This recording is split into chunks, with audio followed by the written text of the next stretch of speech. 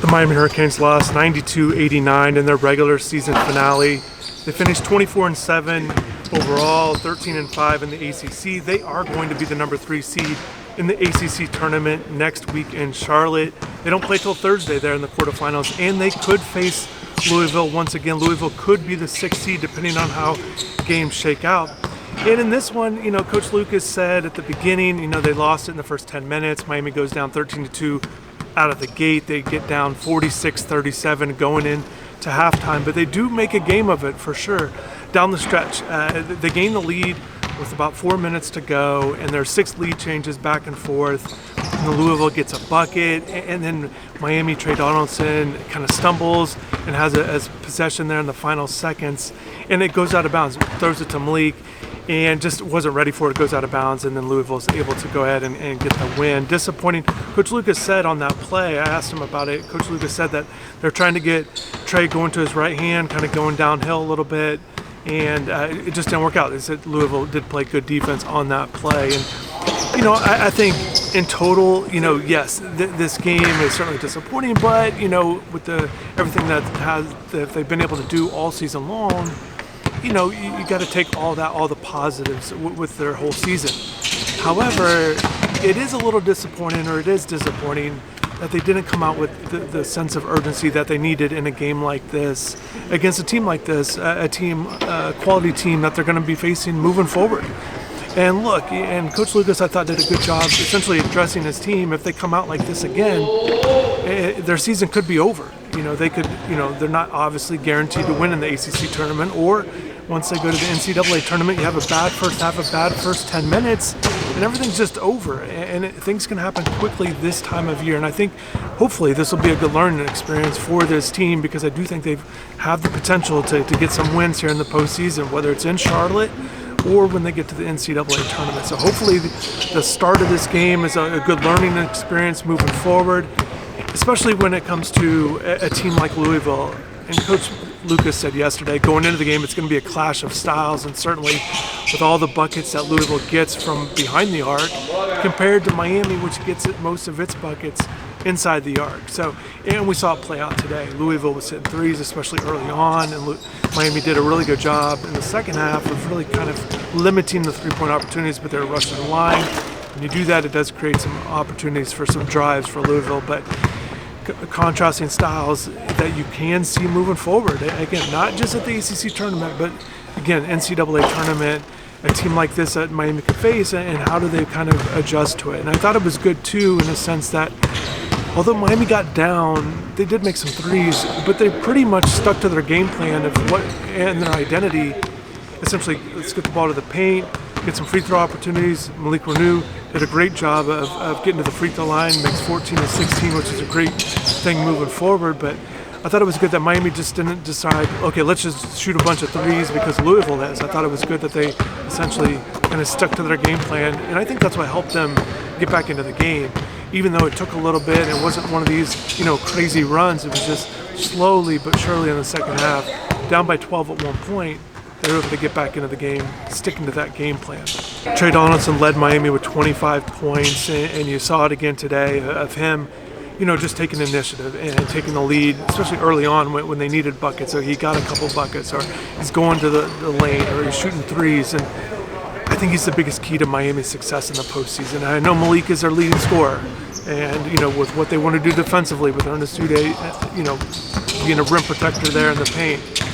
I just believe for this team, I think Trey's going to have these takeover games. I think your backcourt, your guards are so important in the postseason, especially in the NCAA tournament. I think Trey has the ability. Certainly, we've seen it this year. We saw it again tonight. Very efficient too. 11 of 16 from the floor. So it's not just shooting a bunch of shots and getting points that way. He was able to go ahead and be efficient with it. And I think he's just going to be such a big part of it, or the biggest part of Miami's success moving forward. And he's certainly capable, and I think that should give a lot of people a lot of excitement or reason for positivity this time of year, because he's more than capable of leading this team to wins against good teams and being the best player on the floor. And again, I know he's disappointed. He was disappointed during the post-game press conference afterwards and said it was about defense. So I think this team knows, 92 points is not going to get it done moving forward. It didn't get it done tonight.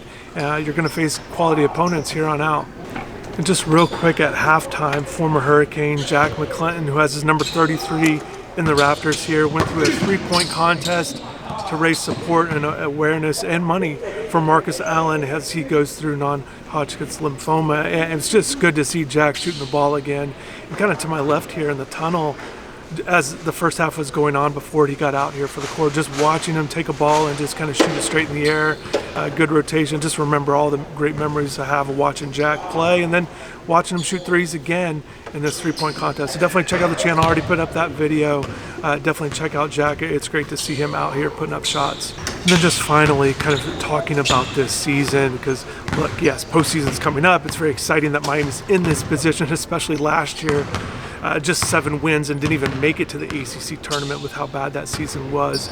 Coach Lucas and his staff, especially Coach Lucas, deserves a lot of credit for this season. Look, I've said it before, I had reservations about him because he was a first-year coach. You don't know exactly how it's going to go. Is he going to be good or great? Is he going to struggle? And I think the struggles have been so minimal with him throughout the year, and I think he's just done a really great job of not letting certain moments really add up or losses. They're doing a great job. They know their identity and what they're trying to do each and every game, and they did a great job of putting together this roster. Look, and roles have been so important. To me, that's a huge part in college basketball. The success of a team has to do with really defined roles. I think it's so helpful. We saw it with Jim Larinake's teams as well. When they had defined roles, defined teams, rosters, those teams did better. And Coach Lucas, Malik Renew, yes, number 1 option, scoring option's been that way all year long. You know, Trey Donaldson fitting in as that number 2 scorer, really leading the way at the point guard spot. And then Ernest Uday, you know, that defensive presence, the low paint stuff, the lob threat, and then what he's doing on defense. So those guys, Shelton Henderson, number 3 scorer, really physical guy. And yes, this team's not perfect. They're not a great 3-point shooting. They've really struggled at the free throw line as a team.